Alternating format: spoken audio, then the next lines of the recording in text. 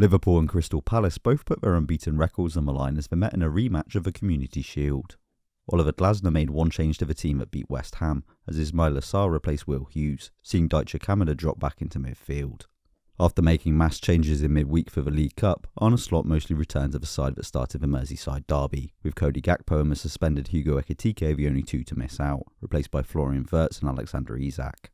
These minor changes in personnel did seem to necessitate significant changes for Liverpool though.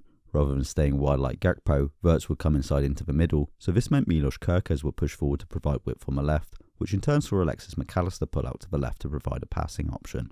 These changes, combined with Ryan Gravenberg frequently pushing up, meant there was no one at the base of the midfield to progress the ball through the middle. Now this wasn't completely without its benefits, as Chris Richards was initially reluctant to follow him too far. This left space for Wirtz to drop in and pass forward, although Richards soon began to follow Wirtz much higher, denying him this space. All these players pushing forward meant that Palace's back five were all occupied, so when Conor Bradley combined with Mohamed Salah on the right, he was able to get some space to cross. If Liverpool had no one to progress the ball through the middle though, then that meant they inevitably had to go wide. Palace quickly punished this. With no one to pass to in front of him, Virgil van Dijk attempted a crossfield ball to Bradley, which Tyrick Mitchell quickly rushed out to intercept. Palace then broke forward on the counter, winning themselves a corner. At this corner, McAllister was left alone with the three runners around the penalty spot. He tried to follow Mark Gahey's run, only to be blocked off by Adam Wharton, and although Gravenberg won this aerial battle, his header went in the wrong direction just as Wataru Endo's had in midweek. The ball then fell to the other runner, Sarr, who had been left completely on track to score yet another goal against Liverpool. Palace then nearly doubled their lead immediately after. Ibrahima Konate pushed forward on the ball, but had no one to pass to and quickly found himself cornered.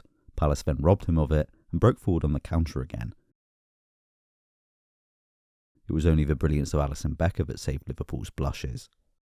The Reds eventually made adjustments so that they now had someone at the base of the midfield, and this helped to draw out Palace's midfielders, opening up space behind them. However, with 5 defenders in the Palace back line, they were able to step up to stop Liverpool's players going free without leaving significant gaps in defence.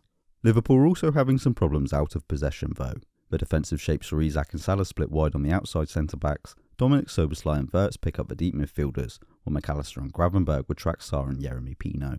With Pino often pushing forward alongside Jean-Philippe Mateta, this would see Gravenberg dropping back into defence to follow him.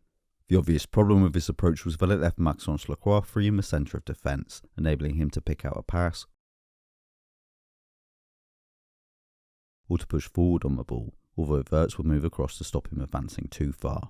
Another problem with this approach was that while the man marking in midfield saw Liverpool get tight to their opponents to deny them space, if Palace could get away from their markers, then they had acres of space to cut through Liverpool, as Liverpool's midfielders were drawn away to follow their own men rather than positioning themselves on hand to cover.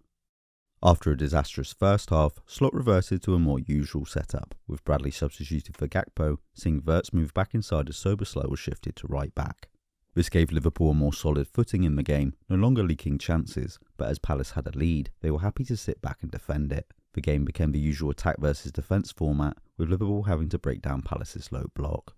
They didn't really have any success doing this. They had plenty of the ball, moving it from side to side, but failed to really shift Palace's defenders about, leaving little space to actually create chances. Slot changed personnel rather than the system, becoming more and more attacking as he added Curtis Jones, Jeremy Frimpong, Federico Chiesa and Rio Ngamoa. When Liverpool did claim their routine late goal, there wasn't a great deal to it. They sent in a cross to a busy box, but Richards' header didn't clear the ball, instead falling to Chiesa to finish. It had been the brute force of just getting lots of attackers in the box that had got them their goal, rather than any clever strategy. Liverpool continued to push for a winner, but it would instead be Palace that emerged victorious. Liverpool's attackers didn't bother to track back at a throw-in, enabling Palace to easily find Eddie Nketiah inside and get men running at Liverpool's back line. His poor pass was seen out for another throw-in, but this time much deeper in Liverpool's half. So Palace took the opportunity to push men forward, flinging the ball into a crowded box. It was nodded back and forth, before finally falling to Nketiah at the back post to finish. This was Liverpool's worst performance of the season so far, only really rivalled by Newcastle, and this time there would be no rescue, dropping points for the first time while Palace's unbeaten run continued. If you enjoyed this video, please like and subscribe to support the channel. This will help show my work to more people and ensure that you see future videos. You can also help me out by sharing this video with people you think would like it. You can keep up with what I'm working on by following on social media, links are in the description, but most importantly by supporting Holding Midfield on Patreon. Without financial support, these videos will simply cease to exist, as they just require too much time and effort. So if you enjoy these videos and would like to see more of them, please consider helping me out financially, and in return you'll get access to exclusive content, as well as early access to those that appear on YouTube. Thanks for watching.